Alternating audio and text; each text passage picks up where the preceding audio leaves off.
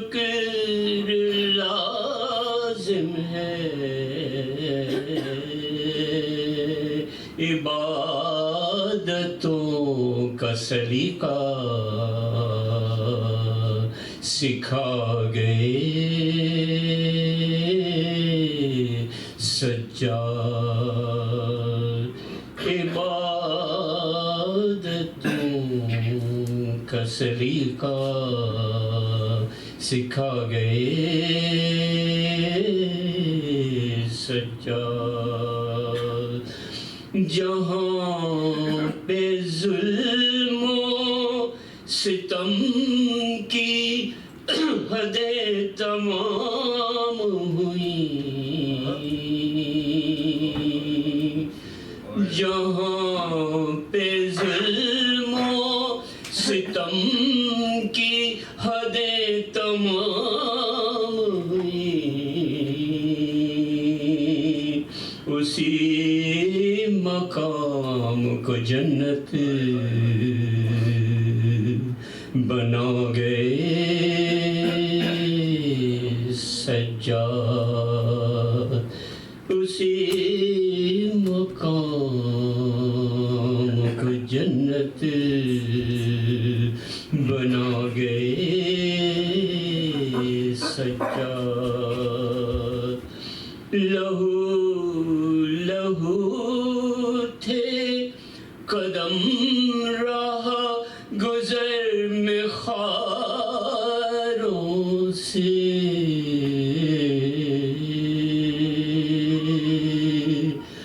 لہو لہو تھے قدم راہ گزر میں خاروں سے،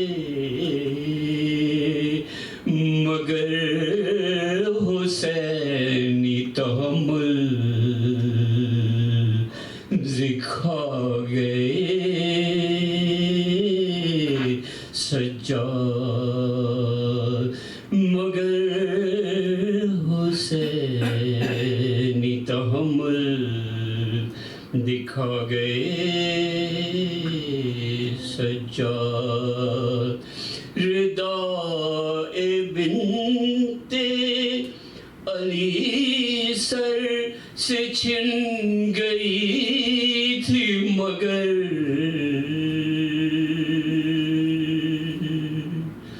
ردائے بنت علی سر سے چھن گئی تھی، مگر معیار صبر کو چادر بنا گئے سجاد، معیار صبر کو چادر بنا گئے سجاد، حسینی فکر تدبر دکھا گئے سجاد، جھلس رہے تھے سمر دھوپ سے نقوش وفا،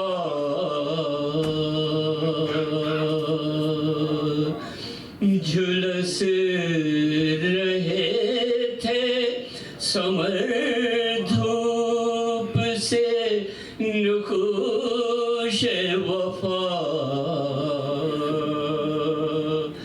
مثال ابر زمانے پچھا گئے سجاد، مثال ابر زمانے پچھا گئے سجاد، حسینی فکر تدبر دکھا گئے سجاد۔ محمد وآل محمد.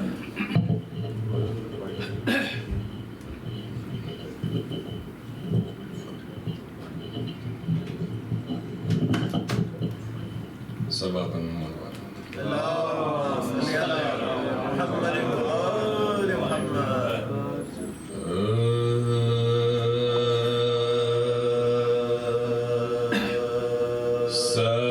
سجاد کو بلوایا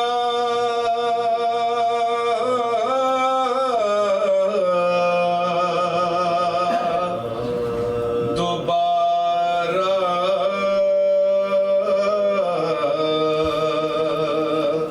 جو شقی نے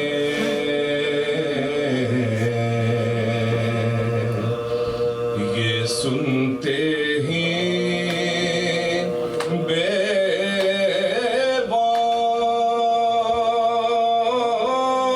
باک کے دھڑکنے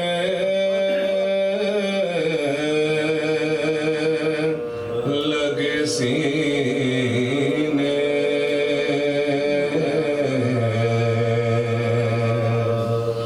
فرمایا بھتیجے سے یہ تب بنت علی نے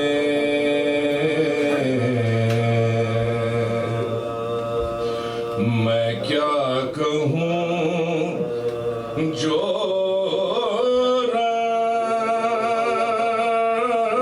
رنج اٹھائے میرے جینے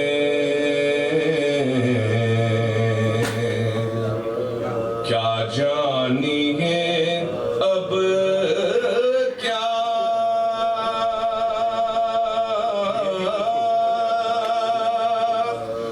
ستم ایجاد کرے گا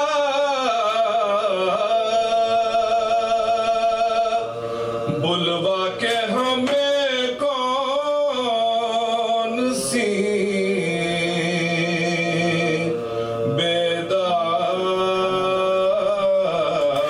بیداد کرے گا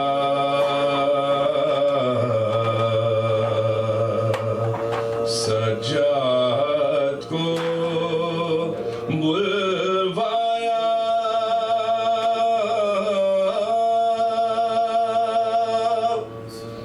سبات اللهم صل على محمد وآل محمد.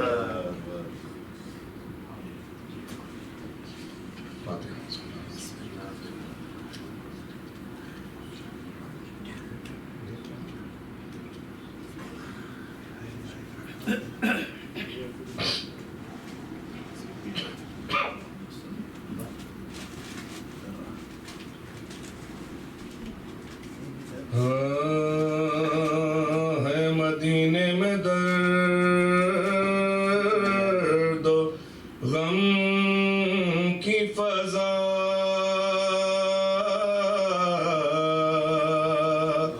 آج آنسو بہا رہی ہے ہوا غم ہے چوتھے امام کا برپا سب کے ہونٹوں پہ ہے سب کے ہونٹوں پہ ہے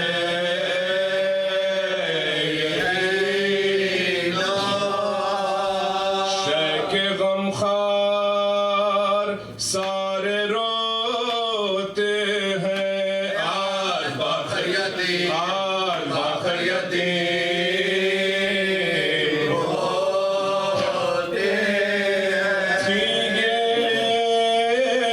غربت امام کی کیسی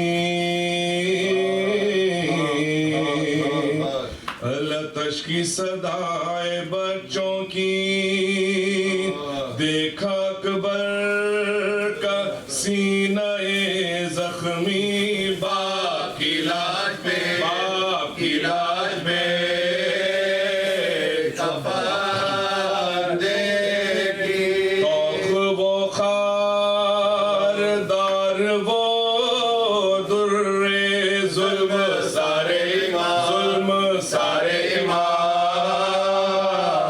سے وہ غریبوں کی شام کا منظر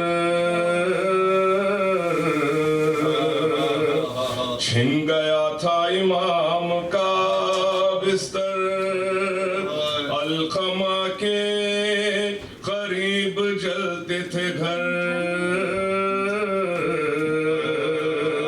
بیٹیا فاطمہ کی خاک بسر انتہا تھی یہی مصیبت کی یوں ہوئی ابتدا یوں ہوئی ابتدا امامت کی وائے غربت وہ وقت تھا کیسا پوچھے عابد کے دل سے کوئی بھلا بنت زہرا نے جب سوال کیا حکم کیسا امام نے دیا خیمے جلتے ہوئے وہ دشت بلا اور ہے آل رسول اور ہے آل رسول بے پردہ چل رہا تھا وہ سر جھکائے اسیر کرتا تھا بے کسو صبر کرتا تھا بے کسو دلگیر دل پر چلتے رہے ہزاروں تیر اور وہ گردن میں آہنی زنجیر پاؤں میں چھالے راستے پرخار ہائے مظلومہ ہائے مظلومہ بے دیری سکینہ کا حال کچھ ایسا خاک زلفوں میں اور پھٹا کرتا دونوں کانوں سے خون ٹپکتا تھا بندھا رسی میں تھا گلا اس کا لب چوٹی بہن کی تھی فریاد مسترب تھے مسترب تھے مسترب تھے اسیر تھے دفن زندان میں بہن کو کیا اور کیا 40 پیاسوں کا آ گئے لوٹ کر وطن مولا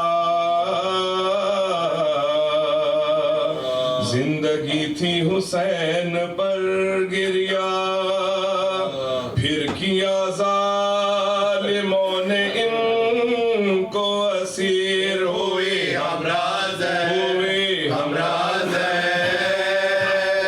لبے دل کی شام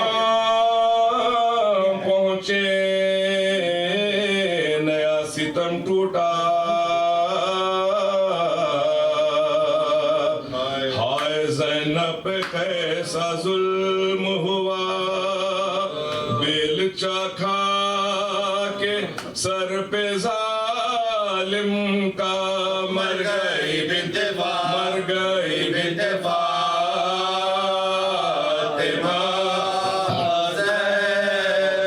روئے کنبے کی رونے والی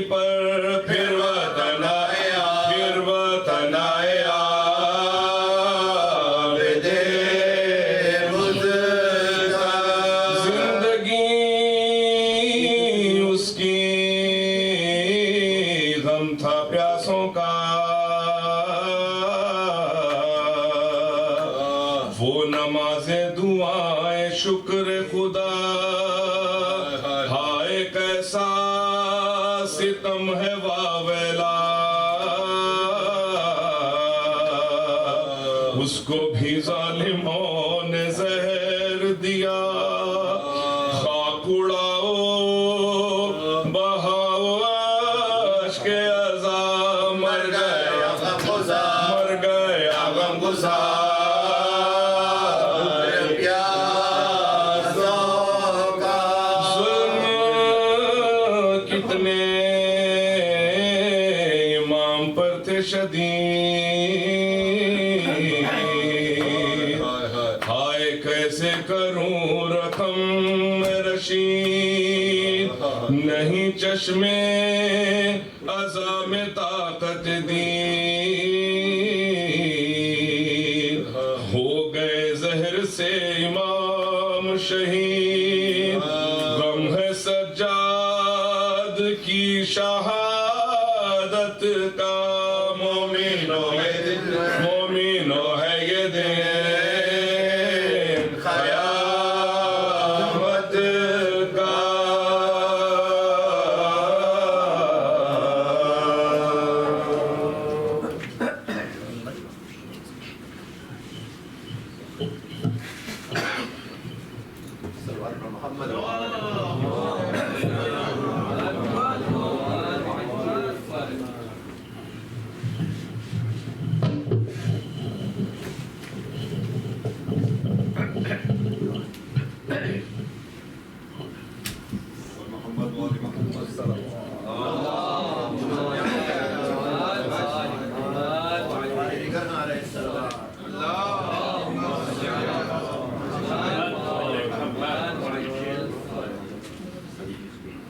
برائے صلاح دیے امام زمانہ بلند ترین صلوات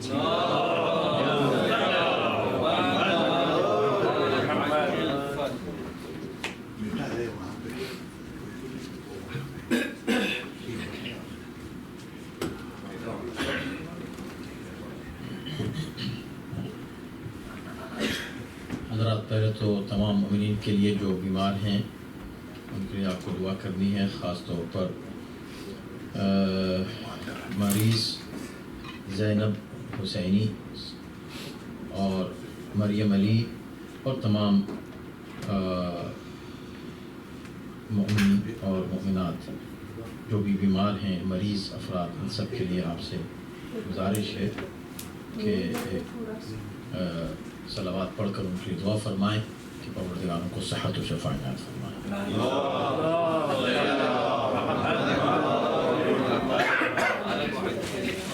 ایک سورہ فاتحہ کی گزارش ہے تمام مومنات کے لیے، اپنے جملہ مرحومین کے لیے، خاص طور پر صاحب خانہ کے جملہ مرحومین کے لیے، اور بالخصوص آغا احمد شاہ الحسینی، محمد مرزا، لیاقت النساء بیگم،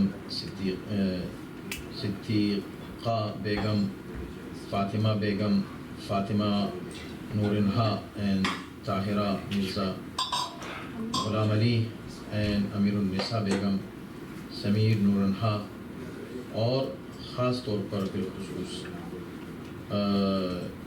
صاحب خانہ کے فرزند مرحوم رضا علی مرزا ابن راحت علی مرزا کی ارواح کو ایصال ثواب کے لیے ایک سورہ فاتحہ پڑھ کر ایصال ثواب فرمائیں۔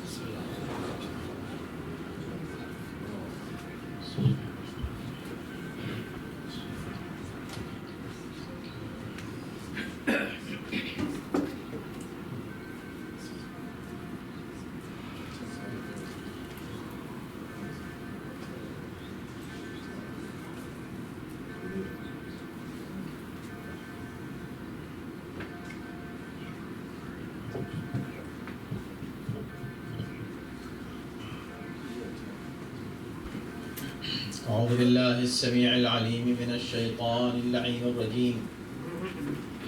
بسم الله الرحمن الرحيم. الحمد لله رب العالمين، والصلاة والسلام على أشرف الأنبياء والمرسلين خاتم النبيين ورحمة للعالمين سيدنا ونبينا وشفيع ذنوبنا وطبيب نفوسنا ومطهر قلوبنا مولانا أبي القاسم محمد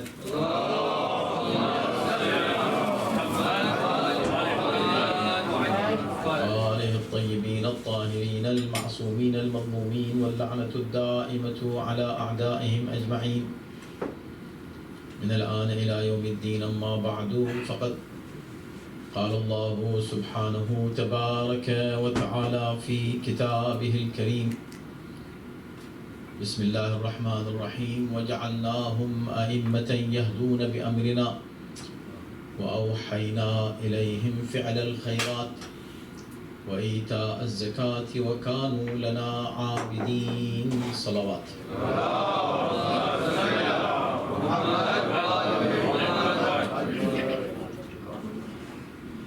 حضرات، یہ راحت علی مرزا صاحب کے اس دولت قدے پر سالانہ یہ مجلس منعقد ہوتی ہے امام زین العابدین علیہ السلام کی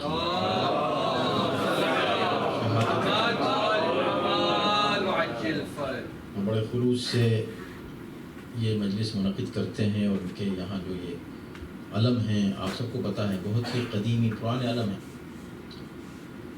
تو ہم ہمیشہ اس مجلس میں اکثر ایک زمانے سے آپ حضرات تشریف لا رہے ہیں، ہم بھی اپنی مسلسل سفر کے باوجود. اور یہ خیر میں اس بات کی قدر کرتا ہوں کہ یہ ہمیں تاریخ نہیں دیتے کہ ہمارے پاس یہ تاریخ ہے، آپ کیا اس میں ہیں. اس موقع پر بہت سے لوگ اس طرح پوچھتے ہیں، یہی کہتے ہیں کہ آپ ہمیں تاریخ دیجئے کہ آپ کب ہوں گے شہر میں. اس دن ہم مجلس رکھیں گے، البتہ اس شہادت کی تاریخ کے آس پاس ہو، کیونکہ اسی کی مناسبت سے آج اتفاقاً آج ہی کی تاریخ کی شہادت، یہ بہت بڑی بات. پروردگار انشاءاللہ ان کے اس جذبے کا اجر ان کو کرامت فرمائے، اور سب سے بڑے اجر جو میں اللہ سے ان کے لیے طلب کرتا ہوں ہمیشہ دل سے، وہ یہ ہے کہ پروردگار انشاءاللہ ان علم کے جو جس سینے سے لگائے ہوئے اس ورثے کو یہ لے کر یہاں پہنچے اس ملک میں، آپ سب دل سے دعا کریں کہ انشاءاللہ یہ ورثہ ان کی نسلوں میں قیامت تک قائم و باقی رہے. یہ عشق و محبت اہل بیت سے لگاؤ اور تعلق پروردگار انشاءاللہ ان کی نسلوں میں باقی رکھے. صلوات پڑھیں محمد.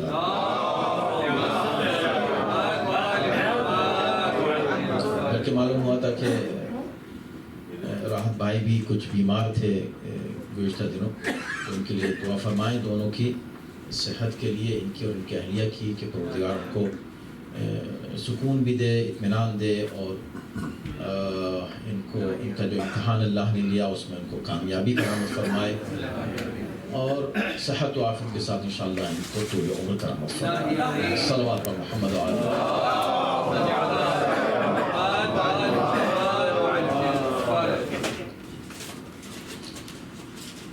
ظاہر ہے کہ یہ جو موقع ہے اور جس مناسبت سے آپ حضرات تشریف لائے ہیں، جتنا آپ غور کریں قرآن مجید میں، قرآن کی آیات میں اور فضائل اہل بیت میں، دونوں کی تاثیر ایک جیسی. جتنا آپ غور کرتے جائیں گے نئے نئے پہلو سامنے آتے چلے جائیں گے. ایک ہی بات پر آپ ایک ہی مفہوم پر ایک ہی مضمون پر بار بار آپ اس پر گفتگو کریں، اس کو بار بار دیکھیں. جتنی بار آپ دیکھتے ہیں اس میں نئے فضائل کے پہلو نظر آتے ہیں. امام سجاد علیہ السلام کی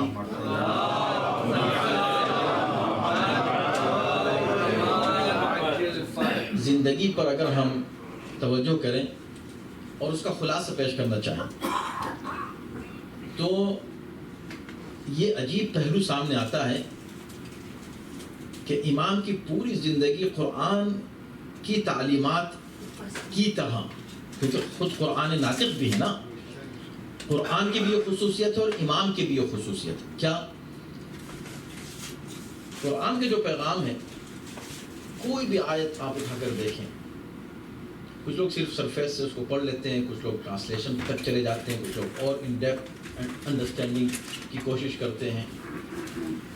قرآن کے پورے قرآن شروع سے پہلی آیت سے لے کر آخری آیت تک اگر آپ دیکھیں تو قرآن 2 میسج دے رہا،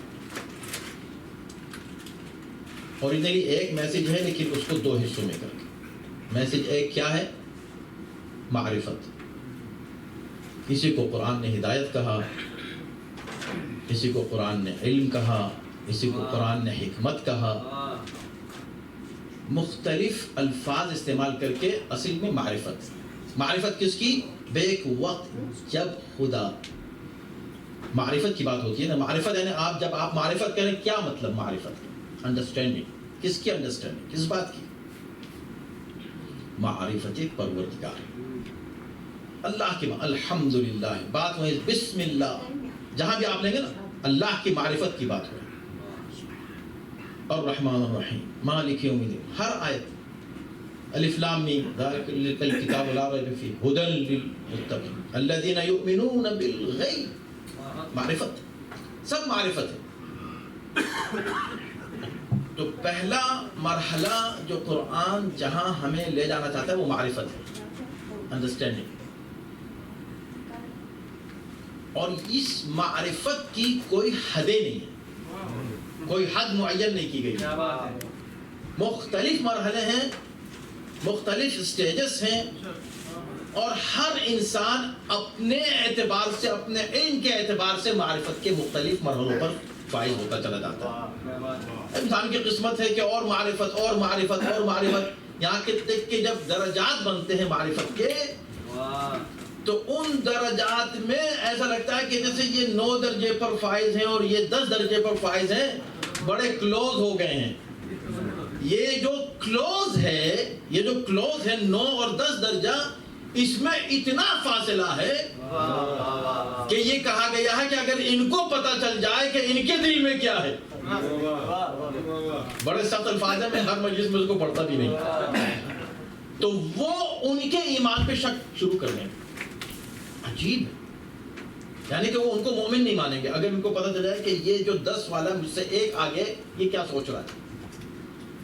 معرفت بہت ہی عجیب منزل ہے، اور اس کی دعا ہمیشہ کیا کیجیے، کیونکہ معرفت میں دیکھیں، معرفت جو ہے آپ کہیں گے کیا چیز ہے؟ انڈرسٹینڈنگ ہے، ہدایت ہے، ہدایت ہر ایک کو ملتی ہے، لیکن ان ڈیپتھ انڈرسٹینڈنگ جو ہے نا اپنے عقیدے کی، یہ ہر ایک کو نہیں ملتی، یہ خدا کی طرف سے عطا ہوتی ہے۔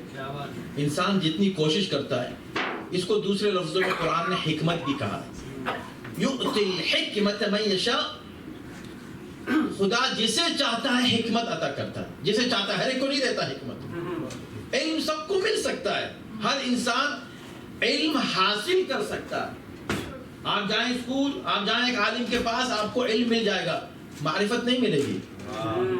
معرفت کے لیے خدا کی تائید لازم اور ضروری، جب تک کیوں یؤتی الحکمت من یشاء، خدا جسے چاہتا ہے حکمت دیتا ہے، اور جسے حکمت مل جائے فقد اوتی خیرا کثیرا، اس کو بہت زیادہ ان ابنڈنس خیر اور نیکی مل جاتی ہے جس کو حکمت مل جائے۔ محمد وآل محمد صلوات۔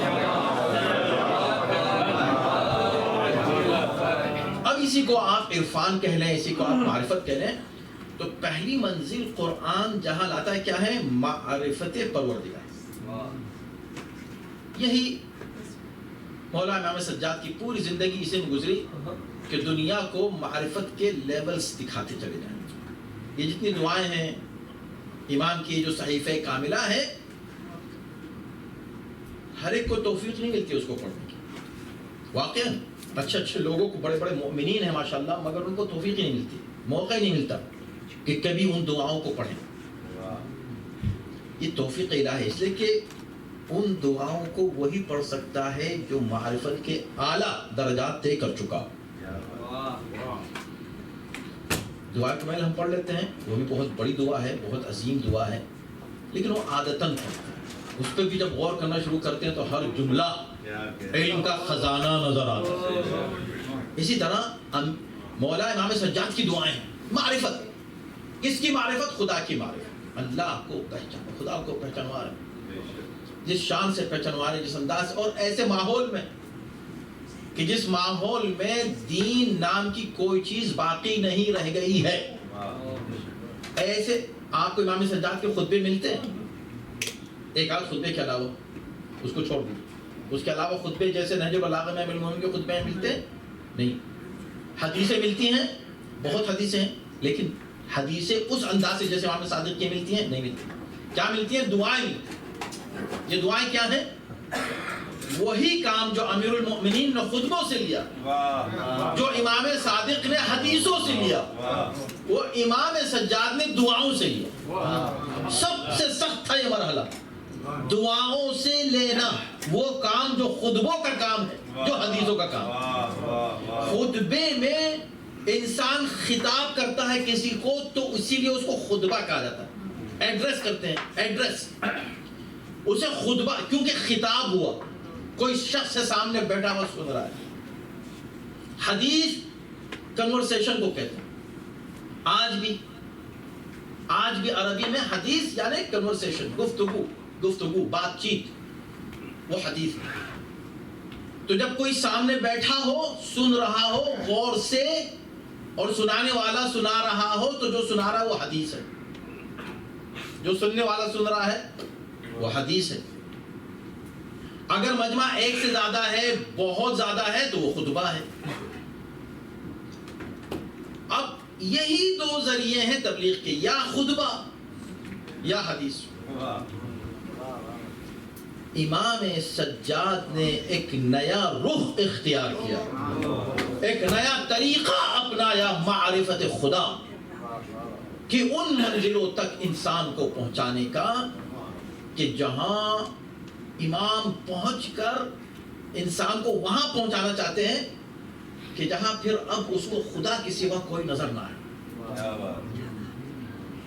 فرماتے ہیں، آپ سوچیں، آپ اس کا تجربہ کریں، دیکھیں کچھ چیزیں پریکٹیکل ہوتی ہیں سمجھنے کی اماموں کو.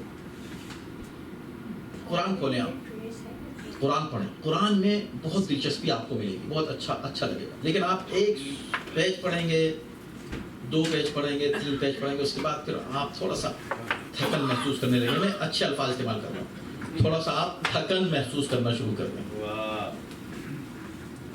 10 صفحے پڑھے تو اب آپ کہنا شروع کریں گے کہ آج میں نے 10 صفحے پڑھے.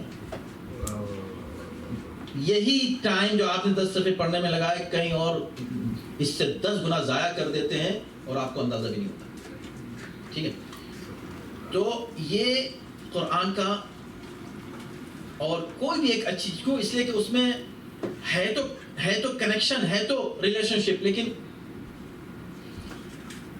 شیطان بیچ میں آ رہا ہے، وہ آپ کو اس سے انس نہیں پیدا ہونے دیتا قرآن سے. یعنی کہ آپ قرآن سے لطف لیں، یہ کیفیت آپ میں نہیں آنے دیتا. اب امام سجاد کہاں لے جا رہے ہیں؟ توجہ کیجئے. دعاؤں کے ذریعے اس منزل تک کہ جہاں ایک موقع پر آپ فرماتے ہیں کہ یا اللہ تیرے اس کتاب میں کتنا لطف ہے کہ اگر اس پوری زمین پر کوئی بھی باقی نہ رہے اور میرے پاس صرف کتاب ہو تو میں تنہائی محسوس نہیں کروں گا. آپ سوچ لیں کہ ایک محلہ ہے، کوئی ایک شہر ہے، شہر میں کوئی نہیں ہے، خدا نہ خواستہ کوئی ایک ایسا حادثہ ہوا، سارے شہر کے لوگ مر گئے، ایک آدمی بچ گیا. وہ آدمی جو بچ گیا بہت صحت مند ہے، اس کو کوئی چوٹ نہیں آئی، لیکن سب سے بڑی چوٹ اس کو یہ لگے گی کہ وہ اکیلا ہے، اور وہ اکیلے پن کے تصور سے مر جائے گا کیونکہ اکیلا ہے. امام فرماتے ہیں شہر نہیں، پوری دنیا پہ، پورے گلوب پہ کوئی باقی نہ رہے میرے سوا، اور میرے پاس قرآن ہے تو میں لونلینس فیل نہیں کروں. اب دیکھیں یہ دلچسپی کریٹ کرنا. تو خدا کی معرفت، ایک بات یہ ہوگی، خدا کی معرفت اسی کے فوراً ساتھ، الگ نہیں، جدا نہیں، اسی کے ساتھ فوراً جو دوسرا کام امام نے کیا ہے وہی جو قرآن کر رہا ہے، کیا کہ معرفت حجت خدا. یہ دونوں چیزیں الگ نہیں ہیں. معرفت خدا معرفت حجت خدا. میں آپ کو ایک دو مثالیں دوں گا, وقت بہت تنگ ہوتا ہے, کوئی بڑا مضمون اس کو سمیٹنا آسان کام نہیں ہوتا, لیکن ایک آپ توجہ دیں, معرفت خدا, معرفت حجت خدا. کبھی اکثر لوگ یہ سمجھتے ہیں کہ بھئی یہ معرفت خدا کی بات ہو رہی ہے, معرفت حجت, یہ دونوں الگ چیزیں نہیں, ایک ساتھ ہیں, یہ دونوں ایک ساتھ ہیں. یعنی جب آپ معرفت خدا, یوں سمجھیں آپ کہ میں ایک تقریر کر رہا ہوں اور میں صرف معرفت خدا کی بات کر رہا ہوں, اور آپ کو کہیں بھی اس معرفت خدا میں کوئی جھلک معرفت ایمان کی نظر نہیں آئے, تو سمجھے یہ مقرر بڑا ناکام مقرر, یہ راستے سے ہٹ گیا ہے, یہ ٹریک سے ہٹ گیا ہے. یا اگر میں معرفت ایمان کی بات کروں اور آپ سن کر خدا تک نہ پہنچ جائیں, تو سمجھے میں کسی اور امام کی بات کر رہا ہوں. یہی وجہ ہے کہ آپ کسی جگہ کسی کے پاس, کسی مقرر کے پاس چلے جائیں, سب اماموں کی تو باتیں کرتے ہیں, سب لیڈرز کی تو باتیں کرتے ہیں. اگر آپ کسی کی بات سن کر خدا تک پہنچنے لگے تو سمجھے کہ امام حق کی بات کر رہا ہے, اور اگر خدا کو بھول جائیں, صرف اس کی بات ہو رہی ہے, تو سمجھے کہ یہ امام حق کی بات نہیں ہو رہی ہے. اب جو لوگ ہم سے تعجب کریں, ارے یہ کیا, یہ جو مجلس ہے, یہ مجلس کیوں کرتے ہیں, امام حسین کی مجلس ہے, صرف اللہ کا ذکر کریں. ارے بھی آ کر یہاں پر یہ علی کے نعرے کیوں ہوتے ہیں, یہ صلوات کے نعرے کیوں ہوتے ہیں؟ اصل میں یہی معرفت حجت خدا ہمیں خدا تک پہنچاتی ہے. سب سے بڑی دلیل یہ ہے, تعریف علی کی کرتے ہیں, تعریف فضائل کس کے بیان کر رہے ہیں؟ علی کے. مجمع کیا کہہ رہا ہے؟ سبحان اللہ. کوئی مجمع سے سبحان علی نہیں کہہ رہا ہے, سبحان علی نہیں, سبحان اللہ. کیوں؟ اس لیے کہ نام حجت خدا کا لو, ذکر اللہ کا ہوگا, ذکر اللہ کا کرو, یاد خدا آئے گا. تو اب دیکھیں, میں اس کی ایک دو مثالیں دوں تو بات واضح ہوگی. ایک مقدمے کے طور پر میں نے آپ کے سامنے پیش کیا. حضرت ابراہیم سے خدا نے کہا, ابراہیم تم لوگوں کے درمیان حج کا اعلان کرو, اس لیے کہ تم نے گھر بنا دیا ہے, اب اعلان حج کرو کہ لوگ حج کے لیے آئیں. تو کہا پروردگار اگر میں حج کا اعلان کرتا ہوں تو میری آواز کون سنے گا؟ اس جنگل میں میری آواز سنے گا کون؟ اور حج ہے کیا؟ کہا میرے گھر کی طرف آئیں گے, میرا گھر ہے, میرے گھر کا طواف کریں گے, خدا کے پاس آئیں. تو کہا یا اللہ میں کیسے آواز, کہا تم پکارو, فکر نہیں کرو, تم پکارو تو صحیح, لیکن الفاظ دیکھیں, توجہ کیجیے. میں جلدی جلدی دو تین صرف مثالیں, یہ ایک پورا عشرے کا مضمون نہیں سمجھ. کہا کہ اے ابراہیم وَأَذِّن فِي النَّاسِ بِالْحَجِّ يَأْتُوكَ رِجَالًا وَعَلَى كُلِّ ضَامِرٍ يَأْتِينَ مِنْ كُلِّ فَجٍّ عَمِيقٍ. سورہ حج کی آیت. اے ابراہیم تم لوگوں کو آواز دو, جیسی تم آواز دو گے نا حج کی آواز کہ آؤ بھائی حج بیت اللہ کے لیے آؤ, تو یأتوک رجالا, جیسے تم پکارو گے لوگ تمہاری طرف دوڑے ہوئے چلے آئیں. بات سمجھ میں آ گئی؟ بس اتنی تھی, مجھے یہی کہنا تھا, مجھے اور کچھ نہیں. آپ نے کہا کیا کہا آپ نے؟ یہی تو کمال ہے قرآن کا میرے بھائی. ایسے قرآن اوپر سے چلنے سے نہیں سمجھ میں آتا. آپ مجھ کو بتائیں, پھر سے پڑھتا ہوں. ابراہیم تم پکارو, میں اس لیے دوبارہ پڑھ رہا ہوں کہ لوگ متوجہ ہو جائیں. کبھی کبھی ٹیچر ایک بات کہتا ہے, دھیان کہیں اور ہے, تو بات بہت گہری چل رہی ہے. گہری نہیں ہے, بہت سمپل ہے. میری ابراہیم تم پکارو, کس کے لیے؟ اذن فی الناس بالحج, حج کے لیے. حج کے لیے کس لیے جاتے ہیں آپ لوگ؟ اللہ کے گھر کی زیارت کے لیے جاتے ہیں نا, اللہ کے گھر کا طواف کرتے ہیں نا, اللہ ہی کے لیے ہے حج, صحیح نا؟ کس لیے آپ وہاں جاتے ہیں؟ اللہ کے لیے جاتے ہیں, رائٹ؟ Very simple. تو اے ابراہیم تم پکارو لوگوں کو حج کے لیے, تم پکارو. یأتوک رجالا, تو سب کے سب تمہاری آواز سن کر تمہارے پاس چلے آئیں گے. بھائی ابراہیم کے پاس کیوں آئیں گے؟ پکار رہے ہیں حج کے لیے، پکار رہے ہیں اللہ کے گھر کے لیے، تو خدا کو یہ کہنا چاہیے کہ جب تم پکارو گے تو لوگ دوڑے ہوئے میرے گھر کی طرف چلے آئیں گے. کہا نہیں، تم پکارو گے تو تمہارے پاس آ جائیں گے. یا اللہ کیا رکھا؟ نہیں، ہو یہ رہا ہے کہ میں ایک وقت معرفت خدا اور معرفت حجت خدا دے رہا ہوں. پکاریں گے حج کے لیے، آئیں گے امام کے پاس، تاکہ لوگوں کو پتا چل جائے کہ جو حج کرے اور امام کے پاس نہ جائے اس کا حج قبول ہی نہیں ہے. صلوات علی محمد و آل محمد.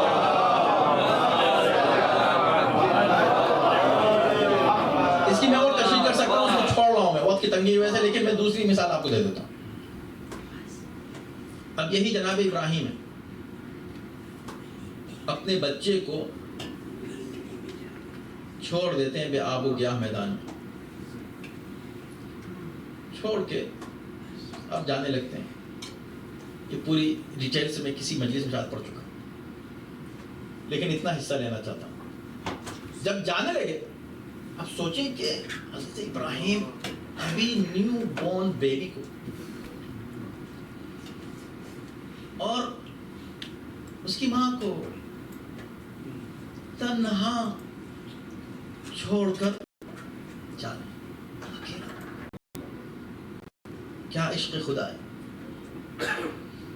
یہ والا عشق ویسے سب کرنے کو تیار ہے کہ اگر یہ کرنا تو ہم بھی کر سکتے ہیں. ہاں لیکن بچے کے ساتھ نہیں. اگر چھوڑنے کے بعد اگر یہی ایمان ہے تو یہ تو میں کر دوں گا فوراً. اگر آپ کریں گے نا تو آپ سے زیادہ ایمان ان کے پاس ہے، اس سے پہلے وہ کر سکتے ہیں. سر یہ مسئلہ نہیں ہے. بات یہ دیکھیں کہ اپنے بچے کو، وہ بچہ جسے کتنی منت و مراد جس کو ہم اردو میں کہتے ہیں، 100 سال کے بعد کی عمر میں ایک بچہ پیدا ہوا، اسے باپ ایسے چھوڑ کے جا رہا ہے. پوری ڈیٹیل نہیں دے رہا ہوں میں اس کو پڑھ چکا ہوں، اس لیے کہ اس کی جو آیتیں اوپر سے لے کے نیچے تک سورہ ابراہیم کی قیامت کی، اس میں 10 میسیجز ہیں اعلیٰ. اس لیے قرآن سے اپنا رشتہ مضبوط کریں میرے بھائی. تو آپ یقین جانے کچھ مس کر رہے ہیں، ہم اپنی زندگی میں مس کر رہے ہیں، اور وہ ہے قرآن. اور جب آپ اس سے دلچسپی پیدا کر لیں گے نا، آپ کہیں گے جس عمر کے، آپ یقین جانے میں آپ میرے الفاظ یاد کریں گے اگر آپ اس پر عمل کریں. عمر کے جس حصے میں آپ کو پتا چل جائے کہ ارے میرے پاس یہ خزانہ رکھا تھا، یہ رکھا تھا، اب مجھے پتا چلا، ارے کاش مجھے پہلے معلوم جاتا. آپ 80 سال کے ہیں تو کہتے کاش مجھے پہلے، 70 کے ہوں گے تو 20 سال کا لڑکا ہوگا تو بھی مجھے کاش پہلے معلوم، 7 سال کا بچہ بھی ہوگا کاش مجھے پہلے معلوم ہوگا. یہ ہے قرآن. جتنا جلدی ہو سکے قرآن سے انس پیدا کریں، مزہ آئے گا. آپ کا سارا سٹریس ختم. آپ یقین جانیں جن کو قرآن سے مزہ آتا ہے آپ ان کو کبھی سٹریس نہیں دیکھیں گے. کیسا سٹریس جن کے پاس قرآن و اہل بیت ہو، کیسا سٹریس. اور اس کا تجربہ میں آپ کو ابھی دے رہا ہوں. دیکھیں نا، ایک چیز، ایک بات ہوتی ہے، کوئی ایک تھیوری ہے، اور وہ تھیوری جو ہے بس اب ایک تھیوری ہے، لیکن اس کو فیکٹ کی طرف لے جانے کے لیے نا بہت سے ایکسپیریمنٹ سے گزرنا پڑتا ہے یہ ثابت کرنے کے لیے کہ فیکٹ ہے. اب وہ آپ لیب میں پہنچ گئے، لیب اگر ایسا ہو سکتا ہے تو پھر ایسا بھی ہو سکتا ہے، یہ لیب آپ کو بتاتا ہے. تو میں آپ کو بتا رہا ہوں کہ یہ جو فرش اعضا ہے یہ لیب ہے، یہ ایمان کی لیبورٹری ہے. یہاں پر آپ کو پتا چلے گا کہ دیکھو سٹریس کیسے دور ہوتا ہے. آپ دنیا کا کوئی بھی کام کر رہے ہوں، کام کرتے ہوئے آپ کا سٹریس باقی ہے، ادھر فکر کر رہے ہیں، کام یہاں کر رہے ہیں. ایک صرف فرش اعضا ہے، جب آپ یہاں آ جاتے ہیں دنیا کی کوئی فکر باقی رہتی نہیں.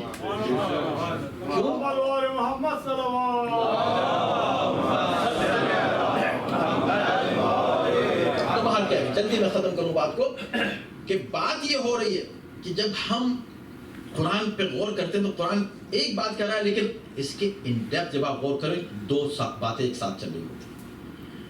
اب چھوڑ دیا، کیوں چھوڑا بھائی؟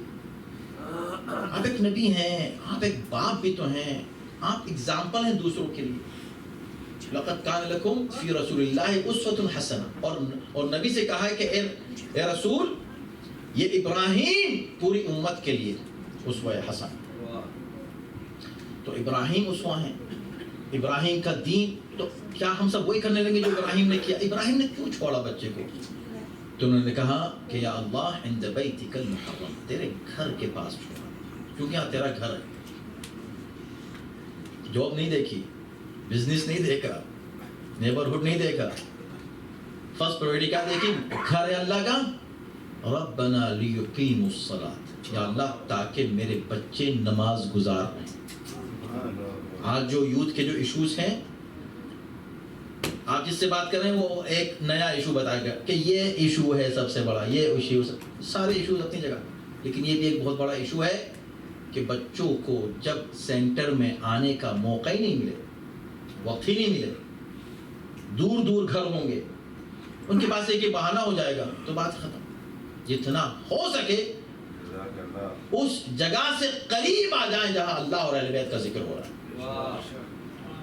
وہاں بچے کو چھوڑ دیں. خیر، اب جب بچے کو چھوڑا تو میں اس جملے کو لینے کے لیے میں نے آپ کو زحمت دی. کیا کہا؟ ربنا واجعل افئدۃ من الناس تہوی الیہ. سبحان اللہ. پڑھیں سورہ ابراہیم. واہ واہ واہ. یا اللہ اب میں نے تیری محبت میں اپنے بچے کو، ایسے بچے کو، دودھ پیتے بچے کو، پورا حج کس یہ تو یادگار ہے نا سب آپ کے ذہنوں میں، چھوڑ دیا ہے تیری محبت میں، تیرے عشق میں، تیرے گھر کی وجہ سے، کہ تاکہ تیرے گھر سے میرے بچوں میں عشق باقی رہے، اس لیے میں نے یہاں چھوڑ دیا. اب یا اللہ تو کچھ اور لوگوں کو بھی، اب مسئلہ نیبرہڈ کا ہے نا، ایسے جنگل بیابان میں چھوڑ دیا کہ اب یہ تیرا کام، یہاں تو میں نے چھوڑ دیا، اب یہاں آبادی قائم کرنا تیرا کام. فَجْعَلْ أَفْئِدَةً مِنَ النَّاسِ تَهْوِي إِلَيْهِمْ. مجھے حیرت ہوتی ہے یہ جو مسلمان قرآن پڑھتا ہے ہم سے کہتا ہے قرآن، ہم سے بات کرو قرآن کی. ہاں ہم تم کو بتا دو قرآن کیا کہہ رہا ہے. تم بتاؤ، ایک سوال ہے، آپ اپنے کسی دوست سے، کسی مولانا سے، کسی کالج سے پوچھو نا، یہ آیت بتا کر پوچھے کہ بھائی یہ بتاؤ یہ کیا بات ہوئی کہ ابراہیم نے چھوڑا تو اللہ کی محبت میں. کس کی محبت میں چھوڑا اس بچے کو؟ خود کہہ رہے ہیں عند بیتک المحرم، تیرے گھر کی وجہ سے چھوڑا ہے، ورنہ کیوں چھوڑا ہوں یہاں اس جنگل میں، کیوں چھوڑا؟ ریزن تیرا گھر ہے. اب دعا کر رہے ہیں کہ اور بھی لوگ آ جائیں، تو یہ ہونی چاہیے نا کہ یا اللہ اور بھی لوگوں کے دل اس گھر کی طرف مائل ہو جائیں، یہ ہونا چاہیے نا. بڑی سمپل ہے. کہا نہیں، یہ کہا ہی نہیں. کیا کہا؟ یا اللہ اب باقی لوگوں کے دل میرے بچے کی طرف مائل ہو. بات سمجھ میں آ رہی ہے؟ یہ کیا بات ہے کہ آپ کا دل تو اللہ کے گھر کی طرف مائل ہو رہا ہے. تو آپ امام الناس، اللہ نے آپ کو بنایا للناس اماما، آپ اگزامپل تمام انسانوں کے لیے. تو آپ یہ کہ یا اللہ جیسے میرا دل تیرے گھر کی طرف مائل ہوا، ایسے اور لوگوں کے دل جب تیرے گھر کی طرف مائل ہوں گے، یہاں آبادی بن جائے گی. کرنا ہی نہیں، خبردار نبی کا مقابلہ مت کرنا. ڈائریکٹ خدا تک صرف نبی جا سکتا ہے. اگر تم مومن و مسلمان ہو تو تم کو نبی کے ذریعے سے خدا تک جانا ہو. صلوات بھیجے محمد.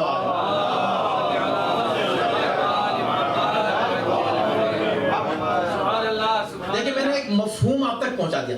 یعنی آیت بظاہر آپ کسی بھی اسکالر سے پوچھیں آیت کیا کہہ رہی ہے؟ کہ اللہ کی معرفت کرا رہے ہیں. حج کی بات ہو رہی ہے، اللہ کی معرفت. اتنی محبت کہ ایک انسان اتنے چھوٹے سے بچے کو اور ایک بے یار و مددگار ماں کو اس کے بچے کی ایسے جنگل میں چھوڑ کے نکل جائے، کیا معرفت ہوگی، کیا مقام ہوگا. ہاں تو اس کا مطلب یہ کہ جس اب آپ، میں نے آپ کو سیمپل دے دیا، سیمپل. اب آپ قرآن میں ہر جگہ پڑھتے چلے جائیں. ایک نیا مضمون میں نے آپ کے لیے کھول دیا. جہاں جہاں معرفت خدا کی پیک آپ کو نظر آئے گی، بغیر معرفت حجت کے وہ بات تمام ہی نہیں ہوگی. کیا بات ہے. ممکن نہیں ہے کہ آپ صرف خدا کی بات کریں اور حجت خدا کی بات نہیں. سبحان اللہ. ورنہ مجھے آج کوئی بھی اسکالر بتا دے, آپ پوچھتے چلے جائیں, ابھی انٹرنیٹ پہ ضرور جائے گی یہ آواز, لوگ بتائیں کہ کیوں اس آیت میں یہ کہا گیا ہے کہ یا اللہ میں تو تیرے گھر کی وجہ سے چھوڑ رہا ہوں, لیکن باقی لوگ میری ضروریت کی وجہ سے یہاں آئے. یہ نہیں کہا گھر کی وجہ سے آئے. ابراہیم آپ تو سب سے بڑے موحد ہیں, توحید کا درس دینے والے ہیں, تو آپ کو تو یہ کہنا چاہیے تھا کہ جیسے میں آیا تیرے گھر کے لیے ایسے ہی باقی لوگ بھی تیرے گھر کے لیے آئے. کہا نہیں, باقی لوگ گھر کے لیے نہیں آئیں گے, باقی لوگ میری ضروریت کی وجہ سے آئیں گے. اب اگر کوئی صرف گھر کی بات کرے اور ضروریت کو کاٹ دے تو سمجھے کہ اس نے حج کیا ہی نہیں ہے. اب مت پوچھنا کہ بھئی حج کرنے جا رہے ہیں تو مدینے سے کیا تعلق. ارے مدینے جاتا ہی وہ ہے جس کا حج قبول ہوتا ہے. بغیر مدینے پہنچے, چونکہ امام وہاں ہے, حجت خدا وہاں ہے, حجت خدا کی زیارت کے بغیر حج اگر تم کرو گے, بظاہر ٹیکنیکلی دنیا کے جتنے بھی مذاہب ہیں وہ کہیں گے ہاں حج ہو گیا, لیکن قرآن کہہ رہا نہیں, حج نہیں ہوا, تم کو یہاں آنا, بات ختم ہو گئی. میرے سامنے اور بھی بہت سی مثالیں آ رہی ہیں قرآن مجید کی کہ بظاہر وہ آیتیں اس لیے پڑھی جاتی ہیں کہ اس میں صرف خدا کا ذکر ہو, انکلوڈنگ سورہ حمد جو آپ نماز میں پڑھتے ہیں, صرف خدا کا ذکر ہے اس میں. لیکن نہیں, معرفت خدا بدون حجت خدا ممکن ہی نہیں, سبحان اللہ. ممکن نہیں. اور میں نے حجت خدا اس لیے کہا کہ اگر میں امام کہوں تو لوگ کہیں گے رسول کا ذکر نہیں کیا, رسول کہوں تو کہیں گے امام کا ذکر نہیں. حجت خدا, اب یہ حجت چاہے نبی ہو یا امام ہو, صلوات بھیجے محمد و آل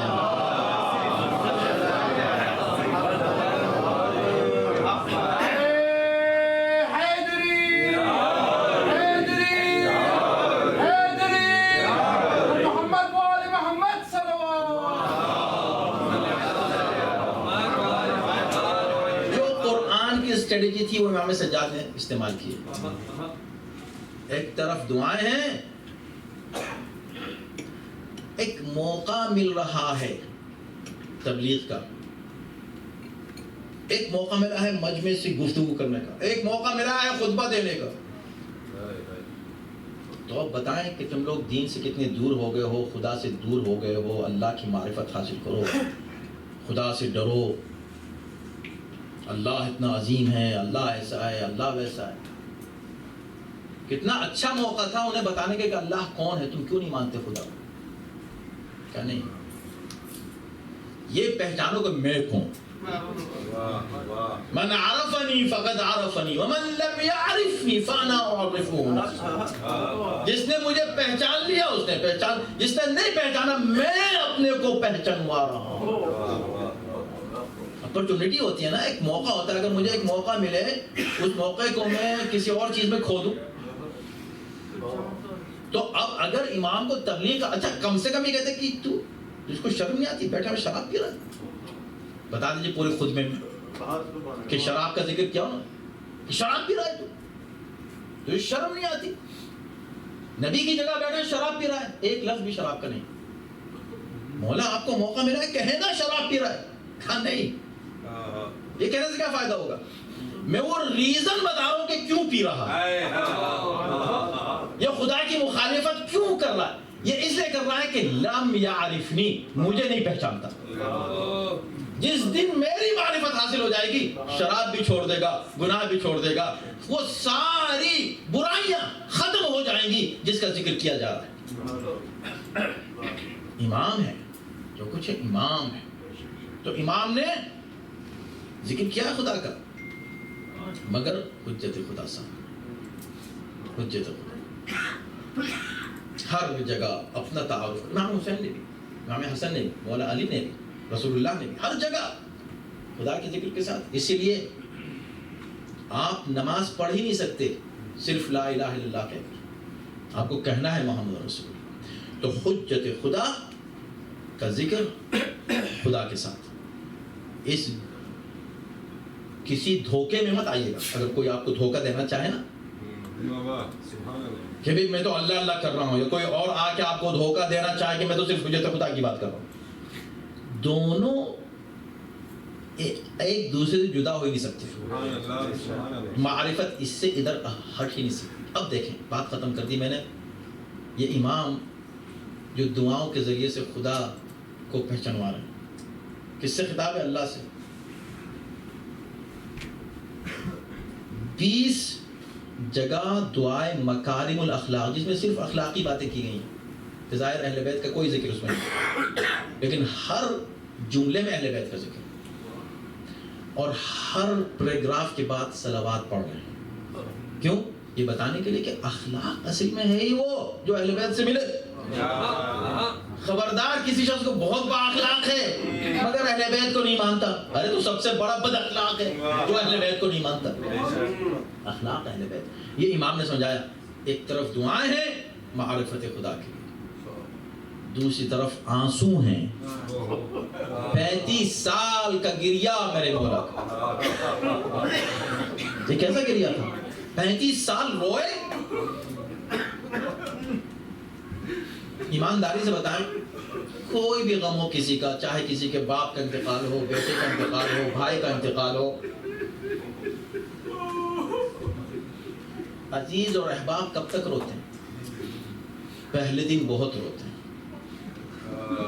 دوسرے دن رونا کچھ کم ہو جاتا ہے, 1 سال کے بعد بس کبھی کچھ بات یاد آئی تو آنکھ سے آنسو بہہ گیا, تیسرے سال تو آنسو نہیں آتا, صرف یادیں رہ جاتی ہیں. ہوتا ہے کہ نہیں؟ 35 سال مسلسل ایسے ہی روئے جیسے پہلے سال رو رہے تھے. ابھی تو میں نے کچھ کہا ہی نہیں, آپ اتنا روئے. مجھے بتائیں آپ کیوں روئے؟ آپ بھی تو کوئی 30 سال سے رو رہا ہے, کوئی 40 سال سے رو رہا ہے, آپ کے رونے میں کوئی کمی آئی؟ یہاں نہ جانے کتنے بیٹھے ہیں. میرے باپ کا انتقال ہوا, بہت رویا تھا, میں چھوٹا تھا, پھر نہیں رویا. دل دکھتا ہے, یاد آتے ہیں بابا مگر روتا نہیں. کیا بات ہے, ذکر میں حسین کہا اور آنسو آ جاتے, ایسے آتے ہیں جیسے میں نے پہلی بار سنا ہے. ہر مصیبت پر ایسا روتے ہیں مومنین جیسے پہلی بار سنا ہے. میرے بھائیوں, میری بہنوں, آپ کی آواز اتنی جلدی بلند ہوئی اپنے مظلوم آقا کا ذکر سن کے. ایک جملہ کہہ دوں, یہ جو 35 سال کا رونا ہے نا, اس 35 سال کے رونے میں ایک دن لے لیجئے آپ, صرف ایک دن. 35 سال نہیں, 1 سال بھی نہیں, ایک دن لے لیجئے. اس ایک دن کا ایک گھڑی لے لیجئے, اس ایک گھڑی کا 1 منٹ لے لیجئے, اس منٹ کا صرف ایک آنسو لے لیجئے. کس کا؟ امام سجاد کا. اور خدا کی قسم کوئی ایگزیجریشن نہیں, میں آپ کو اس کا ثبوت دوں گا, بتاؤں گا, اور آپ اس کی تائید کریں گے. ایک آنسو امام سجاد کا ایک طرف, اور ملینز اور بلینز عزاداروں کے ساری زندگی بھر کے آنسو ایک طرف. یہ میں صرف عقیدت کی بنیاد پہ نہیں کہہ رہا ہوں, کچھ حقائق ہیں اس بیس پہ کہہ رہا ہوں. اس لیے کہ سنیے, ہمارے رونے میں امام سجاد کے رونے میں کیا فرق ہے. ہم نے سنا, سجاد نے دیکھا. ہم یہ نہیں کہہ, ہم امام سجاد یہ نہیں کہہ رہے کہ میں نے سنا میرے بھائی کے سینے پہ بلچھی ماری گئی. وہ یہ نہیں کہہ رہے کہ میں نے سنا میرے بھائی کا لاشا پامال ہو گیا. وہ یہ نہیں کہہ رہے کہ میں نے سنا میرے چچا کے بازو قلم ہو گئے. وہ یہ نہیں کہہ رہے کہ میں نے سنا کہ میرے بابا کا سر قلم کیا گیا. سنا نہیں, میری پھوپھی نے آ کے میرا شانہ ہلایا تھا, میرا لال ذرا اٹھو ذرا دیکھو کہ قیامت آ گئی. اور میں نے کہا تھا پھوپھی اماں ذرا خیمے کا پردہ تو اٹھائیں. اب جو میں نے دیکھا تو سر تھا جو کہ نیزہ. ہم سنتے ہیں طرف جاتے ہیں, امام سجاد نے اس سر کو لے کے نیزہ پر دیکھا. ایمانداری سے بتائیں, ہر عزادار جس بات پر سب سے زیادہ روتا ہے، جس کو رونا نہیں آتا وہ بھی رو دیتا ہے، ایک بات سن کر کیا؟ ننھی سی سکینہ کا رخسار اور شمر کے ہاتھ اور تماچے اور تازیانے، جیسے ہی سنتا ہے کہ سکینہ کو تماچے مارے گئے،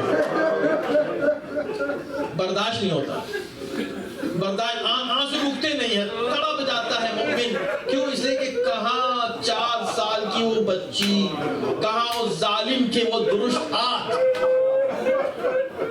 ایک تماچا بھی اتنی چھوٹی بچی کی جان لینے کے لیے کافی تھا۔ کتنے تماچے کھائے ہیں سکینہ، مگر آپ صرف تماچوں کو سن کے تڑپ رہے ہیں۔ سلام اس سید الساجدین پر نگاہوں کے سامنے اپنی بہن کو پٹتا دیکھ رہا، تماچے کھا رہی ہے مگر ہاتھوں میں ہتھکڑیاں ہیں، پاؤں میں بیڑیاں ہیں۔ عزادار شاہد اسی لیے تاریخ یہ بتاتی ہے کہ جب قید خانے شام سے چھوٹ کے سب چلے، قافلہ تیار ہوا، قافلہ آگے بڑھنے لگا، تو بشیر نے کہا قافلے کو روکو، کہا کیا بات ہے؟ کہا امام سجاد نظر نہیں آ رہے۔ تو زینب نے کہا اچھا میرا لال نہیں ہے، کہاں رہ گیا؟ چلو دیکھتے ہیں، ڈھونڈتے نکلتے چلے تلاش کرتے ہوئے کس کو؟ یہ وہی بی بی تلاش کرتی بھی نکلی جو کبھی سکینہ کو تلاش کرتی ہے، کبھی اپنے بھائی حسین کو تلاش کرتی ہے۔ تلاش کرتے ہوئے پہنچے تو کہا کیا دیکھا؟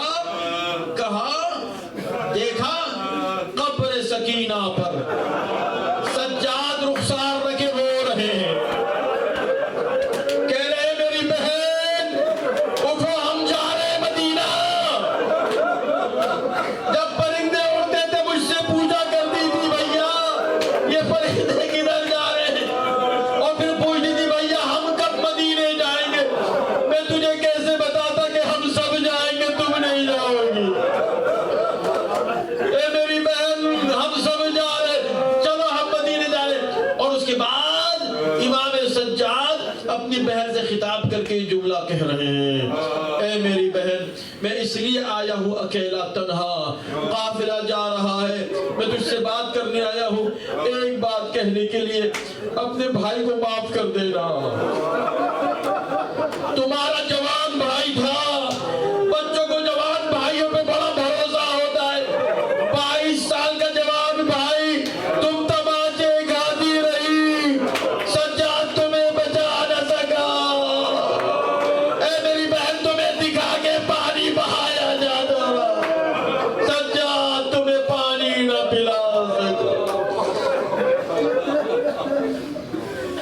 وَسَيَعْلَمُ الَّذِينَ ظَلَمُوا أَيَّ مُنقَلِبٍ يَنقَلِبُونَ۔ سامنے سالے کو قبول فرما، سے بہتر انداز کے بغیر سننے سنانے کی توفیق کرامت، ہر آفت و بلا سے محفوظ و معمول۔ اہل بیت کے چاہنے والے ماننے والے آباد ان کو موان اور سکون کرامت۔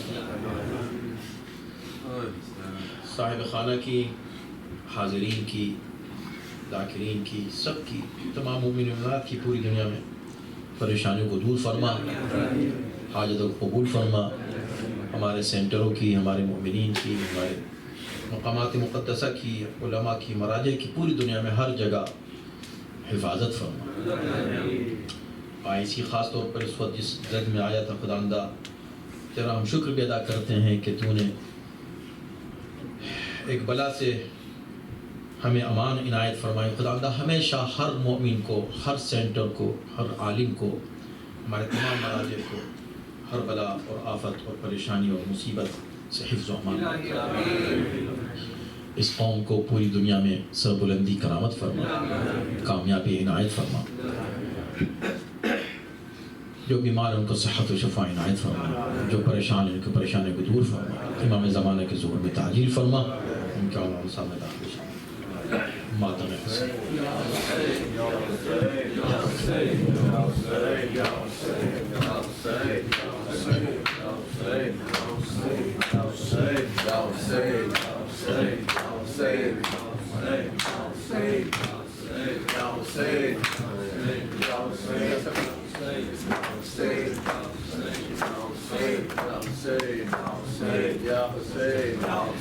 ہائے سجاد تیرا غم بڑا تڑپاتا ہے ہائے سجاد تیرا غم بڑا تڑپاتا ہے ہائے سجاد تیرا غم بڑا تڑپاتا ہے دل کلیجے میں ٹھہرنے ہی نہیں پاتا ہے ہائے سجاد تیرا غم بڑا تڑپاتا ہے ہائے سجاد تیرا غم بڑا تڑپاتا ہے اب تو عباس نہیں لوٹے لو چادر کی اب تو عباس نہیں لوٹے لو چادر کی منظر کوفہ و دربار نظر آتا ہے ہائے سجاد تیرا غم بڑا تڑپاتا ہے ہائے سجاد تیرا غم بڑا تڑپاتا ہے بولی زینب میرے پردے کی خدا خیر کرے بولی زینب میرے پردے کی خدا خیر کرے خون میں ڈوبا ہوا غازی کا علم آتا ہے ہائے سجاد تیرا غم بڑا تڑپاتا ہے ہائے سجاد تیرا غم بڑا تڑپاتا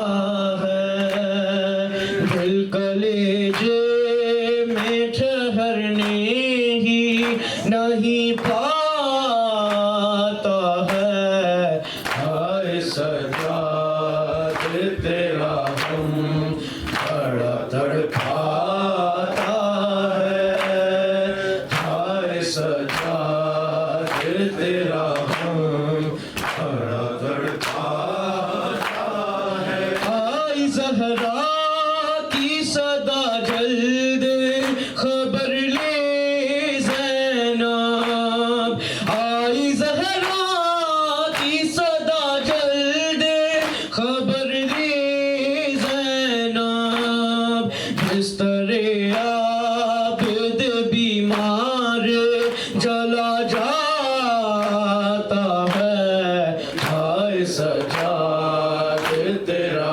غم بڑا تڑپاتا ہے ہائے سجاد تیرا غم بڑا تڑپاتا ہے ایک کونے میں جگر تھام کے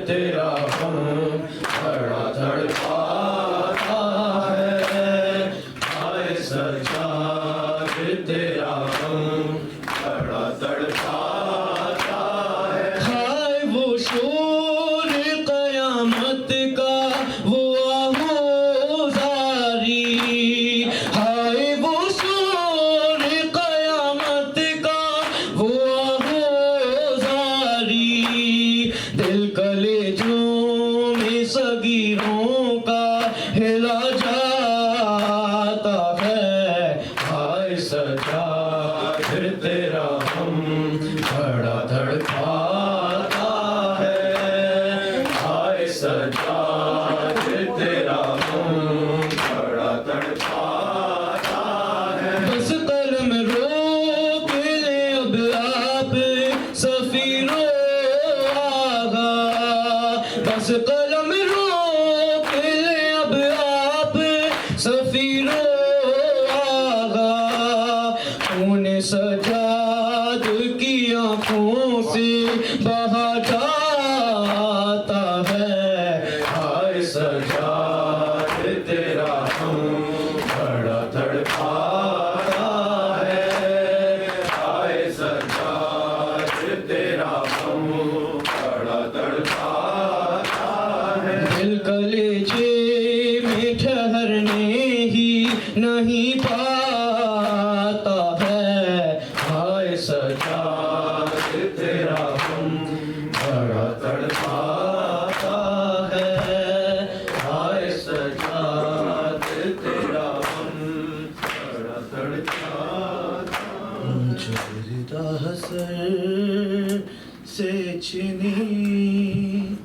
میں صدا دیتی رہی، تو نہ آیا غازی، جب ردا سر سے چھنی میں صدا دیتی رہی، تو نہ آیا غازی، جب ردا سر سے چھنی میں صدا دیتی رہی، تو نہ آیا غازی، جب ردا سر سے چھنی میں صدا دیتی رہی، تو نہ آیا غازی، آل عمران کہاں اور زندان کہاں، یہ بہن فیض ہوئی، تو نہ آیا غازی، جب ردا سر سے چھنی میں صدا دیتی رہی، تو نہ آیا غازی، جب ردا سر سے چھنی میں صدا دیتی رہی، تو نہ آیا غازی، کیا کہوں شیخ میرے کرداروں کو لیے، یہ مسلمان سارے شہر در شہر گئے، خلقت کوفہ کبھی خلقت شام کبھی، بارہاوں پہ ہنسی، تو نہ آیا غازی، جب ردا سر سے چھنی میں صدا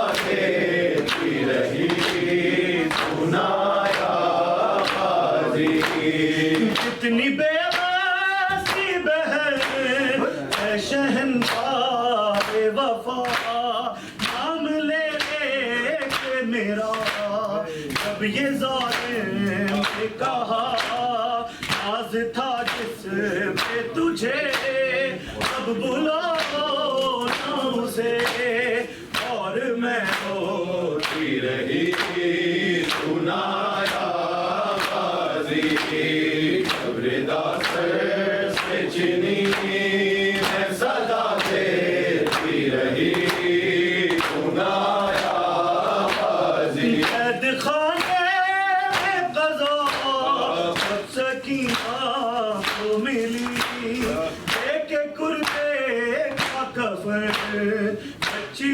दफनाई गई उस घड़ी तेरा सूरत आते अली मैं दोहराती रही सुनाया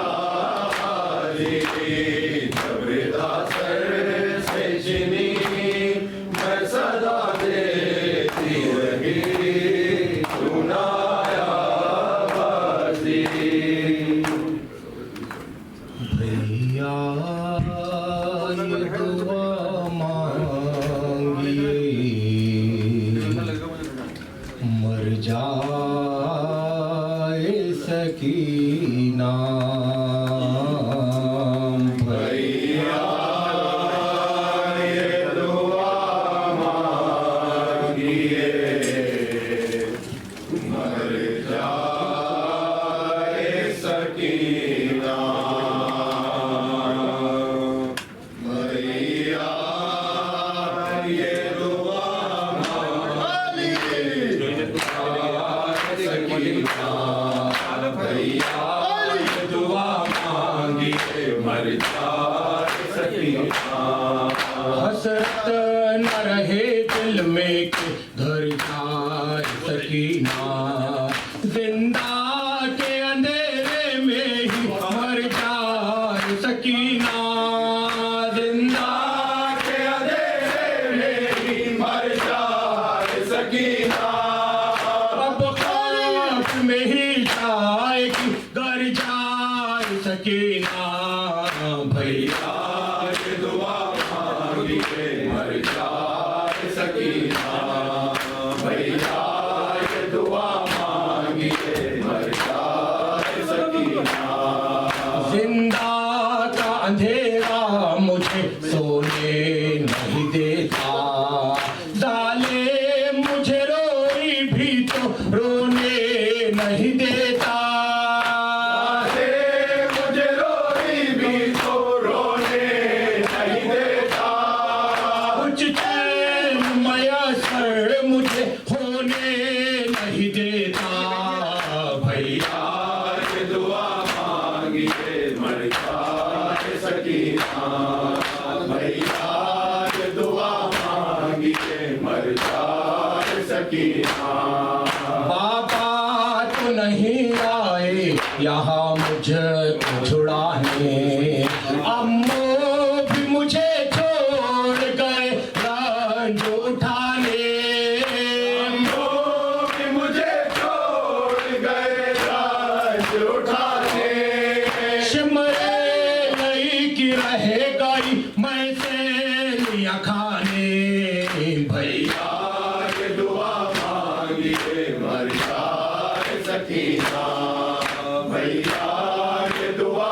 मांगिए मर जाए सकीना गर्दन के रेशमा से मेरी सांस है रुकती और शिमर के दौरों से मेरी पोस्ट है जख्मी प्रेम के दौरों से मेरी पोस्ट है जख्मी छालों की अजियत में चल भी नहीं सकी भैया ये दुआ मांगिए मर जाए सकीना भैया ये दुआ मांगिए मर जाए सकीना बाबा के न आने का गिला करती थी बीबी दिन रात यही आहो भुका करती थी बीबी रात यही आओ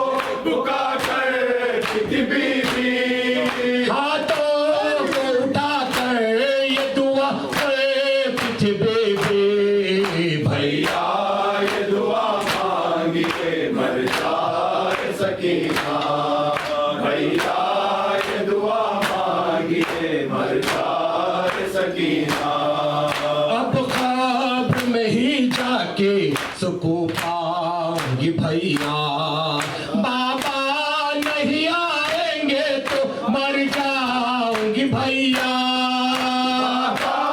नहीं आएंगे तो मर जाऊंगी भैया रस्सी के शाहजादी को दिखलाऊंगी भैया भैया ये दुआ मांगिए मर जाए सकीना भैया ये दुआ मांगिए मर जाए सकीना शाह सलाम अलैक शाह सलाम अलैक शब्बीर शबर सलाम शाह सलाम अलैक ज़ैनब कुलसुम सलाम शाह सलाम अलैक आबिदो अतर सलाम शाह सलाम अलैक ओन मोहम्मद सलाम शाह सलाम अलैक प्यासी सकीना सलाम शाह सलाम अलैक मुन्ने मुजाहिद सलाम शाह सलाम अलैक हुर्र दिलावर सलाम शाह सलाम अलैक शियों के मौला सलाम शाह सलाम अलैक शाह सलाम अलैक शाह सलाम अलैक